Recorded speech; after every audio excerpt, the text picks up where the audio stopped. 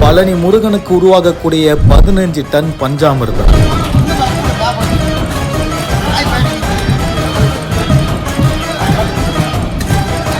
10 ton வாழைப்பழம், 9000 kilo நாட்டு சக்கரை, 50 மூட்டைகள் நிறைந்த கற்கண்டு, நெய், தேனு பஞ்சாமிர்தத்துக்கு தேவையான அனைத்து பொருட்களும் வந்து இறங்கியிருக்கு.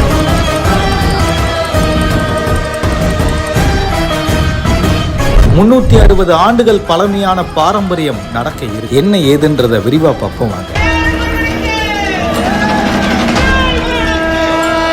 திண்டுக்கல் மாவட்டம் பழனி தண்டாயுதபாணி சாமி திருக்கோவில்ல சேலம் மாவட்டம் எடப்பாடியிலிருந்து பருவத ராஜகுல சமுதாயத்தை சார்ந்த ஆயிரக்கணக்கானவங்க சாமி தரிசனம் பண்றாங்க. சமீபத்துல தான் தைப்பூசம் வந்து முடிஞ்சது. இந்த நிலையில எடப்பாடியிலிருந்து கிளம்பி பாத யாத்திரையாவே வந்து பழனி முருகனை தரிசிப்பாங்க. முக்கியமா பழனி முருகனை பாக்குறதுக்காகவே காவடி எடுத்துட்டு வரக்கூடிய பக்தர்கள் மலைக்கு மேல ஒரு நாள் தங்கி சாமியை தரிசனம் பண்ணுவாங்க. இந்த வழக்கம் கிட்டத்தட்ட 360 ஆண்டுகளுக்கு மேல நடந்துட்டு வருது. இதுல பழனி முருகனை மலை மேல தங்கி சாமியை பாக்குறதுக்கு பக்தர்களுக்கு அலோடு கிடையாது. ஆனா இந்த மக்களுக்கு மட்டும் அங்க இரவு நேரத்துல தங்கி அதிகாலையில பழனி முருகனை பாக்குறதுக்கு அனுமதி உண்டு. நைட்டு 10 மணிக்கு மேல பழனி மலைக்கு மேல எந்த பக்தர்களுக்கும் அலோடு இல்ல. ஆனா தைப்பூச திருவிழாக்காக எடப்பாடியிலிருந்து வரக்கூடியவர்களுக்கு மட்டும் இரவு நேரத்துல தங்கி அதிகாலையில தண்டாயுதபாணி சாமியை பாக்குறது வழக்கமாவே இருக்கு. அதுக்கு மட்டும் கோவில் நிர்வாகம் அனுமதி வழங்கி இருக்கு. இந்த நிலையில தான் எடப்பாடி பக்தர்கள் கிட்டத்தட்ட 15 டன் அளவுக்கான பஞ்சாமிர்தத்தை உருவாக்கி முருகனுக்கு அபிஷேகம் செஞ்சு அதை வழிபாடு செய்யறாங்க. இதுக்காக 10 டன் மலை வாழைப்பழமும், 9 கிலோ நாட்டு சக்கரையும், 50 மூட்டை பேரிச்சம்பழம், கற்கண்டு, நெய்,